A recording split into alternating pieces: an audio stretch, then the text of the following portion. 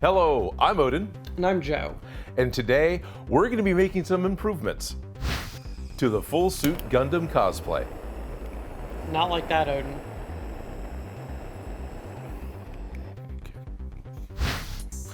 So specifically what we were talking about doing is fixing a few structural things. There wasn't really anything cosmetically that we wanted to change, right? Correct. Yeah, the only thing that's going to be cosmetic is the weathering, which is going to be done after we make all the improvements. And I'll be doing that with my airbrush as well as with other hand brush techniques. I know the main thing we want to do, and we figured out how to get it working on the War Machine build, is fix the eyes and lose the little Orphan Annie look.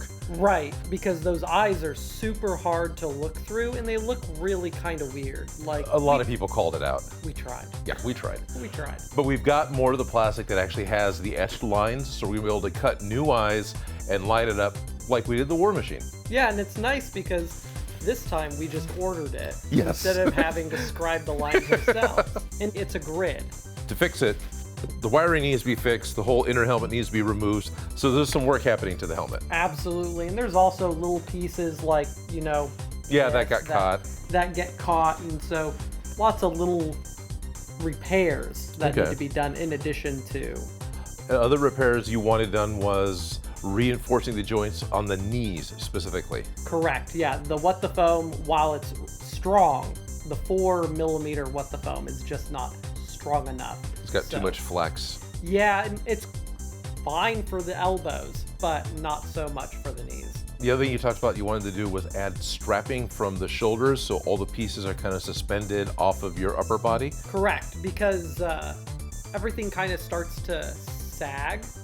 Having built it and taken it to like a couple of little swap meets or whatever and walked around in it, I mean, I think we've figured out what needs to be fixed to make it just a better costume.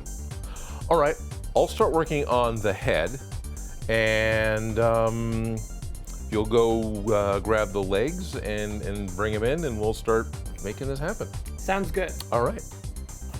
Removing the inner helmet lining was not super easy because I didn't want to just rip it out. It was glued in when it was first made. And I'm already thinking I don't want to glue it in again.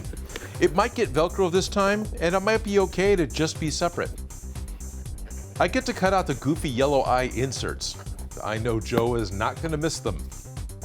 I removed the old USB plug. This one has a typical USB shape, and it was a tight fit inside the curved helmet. The new USB has a 90-degree bend in it, which, when it's plugged into the battery, fits very well within the curve of the helmet. The fun part about soldering inside of a foam helmet is not burning any part of the helmet. There we go. I got lights back. I might have to add a second row of lights underneath the lenses, but we'll get to that when we get to that. We ordered this grid scribed acrylic sheet a while ago, and we've been saving it just for this upgrade. The grid lines are not very deep. We made our marks deeper in the War Machine lenses, but these should still do the trick. I covered the exposed plastic with painter's tape. Joe needs to see through this plastic, so I don't want to scratch it up while cutting the plastic. I can use my 6mm foam ruler to figure out how wide the lenses need to be to cover the eyes. Okay. About 50 centimeters by centimeters. About 50 centimeters. About 50 millimeters by 160 millimeters. That should be just fine. So to cut the plastic grid, what I'm going to do is use my new really cool toy that I got from Micromark. This is their Tilt Arbor table saw. This is a tiny little table saw. This thing takes like a 4-inch blade on it, and I can make it a little bit bigger so I could cut a little bit bigger of an object. A regular table saw or bandsaw will also cut acrylic, but I do like this smaller saw for small pieces. And the cutting edge of the blade is not chipping the corners of the plastic. I would need to buy a specialty blade for my full-size saw as to not chip the plastic. I set my heat gun on high and heat the plastic so I can bend it. It took a couple of minutes to warm up enough so I could form it. And I was able to get a good curve for the visor. I used my 1-2-3 blocks to make sure the sides were up and down, because it's really easy to twist plastic while bending it. I test fit the plastic, and it's sitting right where it needs to go. So I'm thinking I'm going to need to cover the edges with a silver reflective heater tape to help kind of trap more light into the lenses, but it's an improvement, and I think Joe's going to be able to see better. Joe is eager to try it on and check if he can see any better. I can barely see your eyes. I can barely see. I'll need to add some light blocking inside so that the white LEDs only light up the lens plastic and they don't shine back into Joe's eyes. He also didn't like the yellow color of the first eyes we made because Gundam have more of a golden color to their eyes. I cut a new piece from some leftover Miss Minutes lighting gel, and I needed to cut space for his nose. This plastic lens was right up against his nose, so if the helmet got bumped, it could hurt him. Of course, it needs blue tape to protect from scratching on the plastic while I'm doing all the grinding and sanding. And I cut the first basic shape on my bandsaw, then I just finished the cut with my rotary tool. As a test fit, this started to really work well. We added more black tape to reduce the light shining in Joe's eyes. Now right now we're looking through the eyes with my cell phone, and it does seem to work, because my head doesn't fit in the helmet, but I do know that human eyes can adjust better to light than cameras, and I can still see something through the lenses, and Joe is much happier. Now we could make the eyes even brighter, but right now this is a good balance for his comfort and the costume looks. Looking at some of the other details on the helmet, I cut out some of the black panels that are on the sides of the head and replaced them with a screen. Blue tape on my finger keeps the super glue from sticking to me. With these now added, Joe can hear a lot better, and any extra air vent is good. All right, not everything's finished, but the important things are. I think we finally got the eyes figured out, I hope, and then went through, and I actually, like with the Baron Zemo mask, I cut some slits right at the bridge of the nose, I guess, and right up here inside the chin. So now there's 6 little holes to inhale through instead of just the 2, because you were saying you weren't getting enough air. I love breathing. Yeah, breathing isn't quite as overrated as you might think it is. I cut out this square, because you talked about that, to try, and then got it back with privacy screen. Oh, and it looks great. And then I did a couple more right up here. And there's a bunch of holes because if this was to cut to cover all of them, then they'd all have the same texture. Probably want to paint those black before we put things over it. Absolutely, yeah. Then, of course, as you know, because you were here helping with it, got a whole bunch of ventilation holes in the under helmet, and then we cut the cheeks and the nose piece off. So now my head breathes. Now your head breathes. Yeah. Gotta get oxygen to my scalp. Get heat away from the scalp. I'm about ready to move on to something else. With the helmet, I know the V-fin has come a little bit loose and was never exactly symmetrically glued on. Would you like to take care of those things, and I'll start knocking out... We talked about having to fix the knees. The braces for the knees that we made weren't strong enough, so I'll start cutting new pieces out of Sintra. Are you interested in taking over the helmet at this point? Yeah, absolutely. Cool. Yeah, I'll get it looking mighty nice. I set up my micro saw blade outside and started cutting 6mm foamed PVC, or Sintra plastic, to make the knee joints. The original set was made from 4mm What the Foam because, well, that worked really well for the arms. But the legs are just too heavy, and they move around in weird ways. So I set up a circle cutting jig on my bandsaw to cut the radius of the knee joints. And by setting up a 1-2-3 block as a stop, each cut would stop at the same place, so both sides of both knees are identical. The easiest way to cut the center out of this dog bone or dumbbell-shaped piece is to just use a razor blade. Foamed PVC is pretty easy to cut straight. It's using a knife for a circle that's difficult. I saved the cut-out pieces and taped them onto my drill press, which gave me a perfect holding device for drilling the holes equally on both sides. All 4 holes can be drilled using the same guide, just flip the part over. And these parts are just the kneecaps. For the tabs that glue into the leg pieces, I clamped some stuff to brace each part, and I kept it easy to switch out for the next new piece. I was able to drill the pilot holes in the same place for all 8 of the pieces that I need. And then I cut the parts of my bandsaw again, but this time I just stopped when the side touched the corner of my wood slider. I clamped an angle guide to my disc sander and made the same diagonal cut that I had on the first set. I wasn't really sure which cut was necessary and which was not, so I copied the form as closely as I could. Another cut on the bandsaw with a taped guide for angles. All 8 parts were cut just like this as well. It let me cut right up to the radius without cutting into any of the plastic that I wanted to keep. I repurposed the previous brace that I had made to fit the knee pieces and drilled the large hole that I needed for the hinge pin to fit in. I had a pilot hole, and I could just drill it again by hand, but I was all set up with the other guides, so why not continue using them? The assembly of the hinge is pretty easy. I have a Chicago screw or connector bolt and a large fender washer. Those fit through the leg connector. And I used not just 1, but 2 more fender washers, and then it fit through the knee joint, and it's finished with another fender washer and all screwed together. The extra washers just help fill the gap left over because of the length of the Chicago screw. And these new steel connector bolts are a big improvement from the aluminum ones that we'd used the first time. The fender washers will prevent the bolt heads from just pulling through the soft plastic. I just need to bend the knee joints to fit around Joe's knees. I can still use my heat gun because foamed PVC is a lot easier to heat and bend than acrylic. I use my 1-2-3 blocks as a guide to keep the bends as close to 90 degrees as I can, and a scrap bit of aluminum keeps my fingers from getting burnt. I cut more strips of PVC board with a 45-degree bevel on the edges, and these are going to glue into the bent corners. Adding these will not let the knee joints flex and break at the bends that I made, or at least that's the plan. I have both knees ready and made, but the glue needs time to set up before we continue with the legs. So the next change is going to be with the arms. Joe explains that the arms are just a little too long, and when they bend, they nearly cover his hands.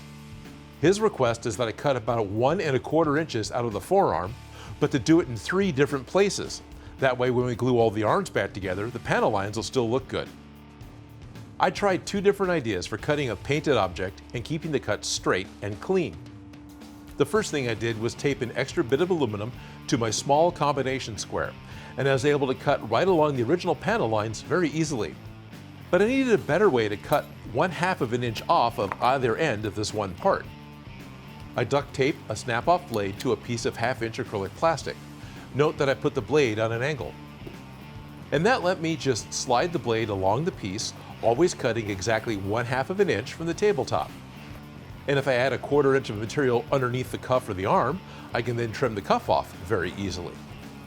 So then I just stacked some stuff to get the acrylic blade up to where I wanted to make my next cut on the forearm, and I was able to make the rest of my cuts. With all the parts cut down to a better size, now I get to glue them together without damaging the finished paint. Super glue it is! I glued each of the corners, making sure that they were lined up as I went around. And then I went back and glued the middle seams from the inside, dripping a little bit of accelerant as needed. So do you think, you ready for the gun show? Yeah. They kind of go with your Gundam shirt. Well, I mean, we got Granddaddy and then we've got Unicorn. Unicorn, so, yeah. Yeah. All right. They work. They work. They're a lot better. They're a lot better. As you can see, like I completely bend and I have a wrist. Right. Like it's. But if you're extended, gravity will pull them down a little bit, so it's not like your wrist is going to be super exposed. Right. At the end. Exactly. Okay. So this is complete success. Good. Working on the arms let the knee glue set up, and now we can start putting the legs together. The pieces fit together the same way as they did before, but gluing them in is going to be a challenge. My plan is to use 2 coats of contact cement to glue everything together. We scratched up the surface of the PVC for better cement adhesion, and once the cement was dry and got sticky, getting them in place was a challenge, because if they touched anywhere along the lines, they'd just stop and stick right there. So we used some slick paper as a barrier so the cement wouldn't stick early, and even that wasn't really quite enough. We still had to hold the parts separate and then remove the paper, then stick the pieces together. This process was definitely a 2-person job. And it was a bigger hassle with the lower legs. It's just the size of all the pieces that are clumsy to work with. But we got both legs upgraded and working, And the added thickness of the new PVC plastic joints means that we will need to add more separator to the decorative knee pieces. But that was also pretty easy to do once the sizes were figured out. And using a pin to help guide the new parts to glue over the old got them glued right where they needed to be. So one of the last things you talked about wanting to do was to add straps to the costume, Right. right? One of the problems that the legs have is that they sink onto the feet, right? Well, the feet hold them up, right? Right, but that also limits my movement in terms of my knees. So if we make suspenders resting on my shoulders, I should have a little bit more mobility. Especially, I assume, in the ankles. Right, Okay. right. Sure. So I've only got a little bit of this 2-inch strap. Yeah, it's 2 inches. I figure if we cut this in half, it'll spread the weight a little better on your shoulders. Yeah, I than think the so, 1-inch too. strap, and then we'll have the 1-inch straps come off this, and then attach everything to the legs. Sounds good. Okay. First, I sewed the back ends together into that typical V shape that suspenders have. Then we worked out where the buckles needed to go, and up high in the chest looked like it was going to be good. They'll fit under the blue chest of the Gundam. Small loops were made to hold the plastic buckles in the chest. I added 1-inch wide straps to the back V, long enough to reach down to the legs. And smaller adjustment buckles were made to attach the 1-inch strap to the back of each leg. And a long 1-inch strap was glued to the front of each leg, fed through the adjustment buckle at the chest, where Joe can reach it to adjust for his comfort. Being able to lift up the legs of the feet does allow for better Gundam posing, and the straps will allow adjustments to be made while fully wearing the costume. Joe's robot chaps are complete. Another request was for the blue chest to have Velcro so it could attach to the red abdomen. Strips of Velcro were glued to each part, which will keep the red abdomen in place. Now this is hard to see, but looking inside the helmet, I installed a 40mm computer fan just up inside the Mohawk, and I rebuilt the rear red light on the helmet. It's supposed to be a camera in a real Gundam, but it's just a red light for us. I cut the plastic down and made the light smaller so I could skin over it with 2mm foam to make a special tube that the exhaust fan could blow into, with the exhaust running out some of the vents that Joe had added on the back of the helmet. Now this doesn't move a ton of air, but it should pull fresh air into the top of the helmet and keep his head cooler.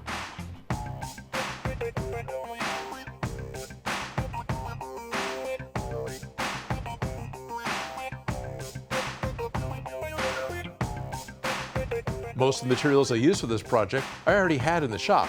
I put a list in the description.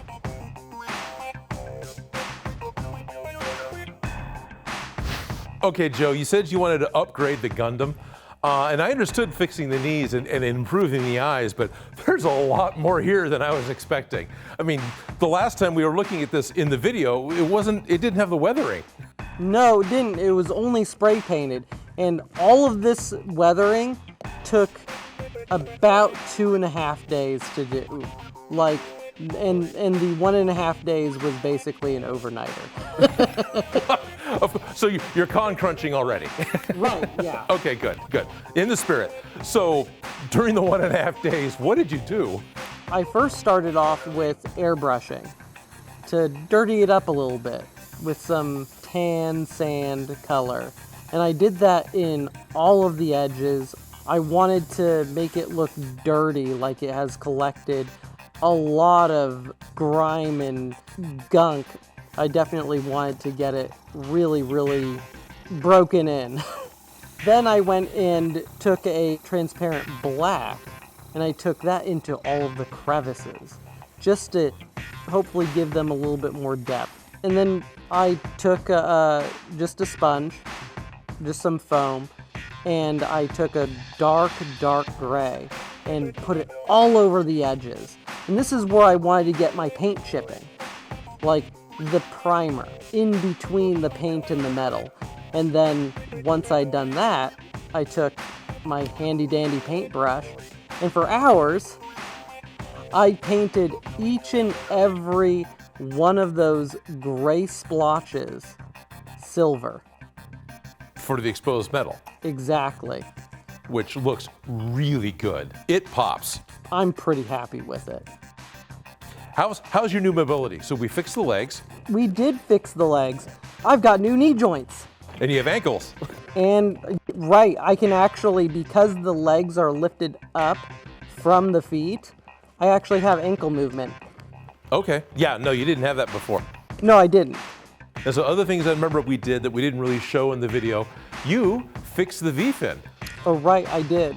So I glued the V-fin back into a proper position, and I added an aluminum rod, I think it was. Right, in order to help keep it in place. It's like pinning the part. And that was one continuous rod that went through and stuck into both V-fins. Yep. And yeah, it looks way better now. It took a little finagling, but it works. This thing's awesome. I can't wait to walk around the con with this guy. This is going to be fun. We've got a complete Gundam cosplay. We're going to be at a few cons really quick. Silicon Valley Comic Con in the end of August of 2021. This is going to be the main con debut of this costume. So we're going to be there, but keep your eye out in the future. We will be showing up at other cons as well. And Joe, this is, I want to say this is how Odin makes, but honestly, this is how Team Odin makes. Team Odin!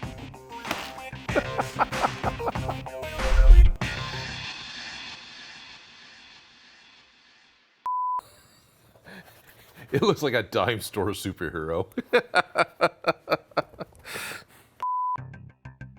I want to thank Charlie Denham, Andrew Hagan, and all of my Patreon supporters.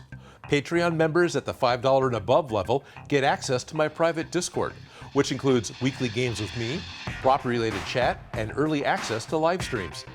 My Patreon support is the #1 thing that makes this show possible. If you like the video, don't forget to subscribe. Have an idea for something for me to make? Please leave a comment below.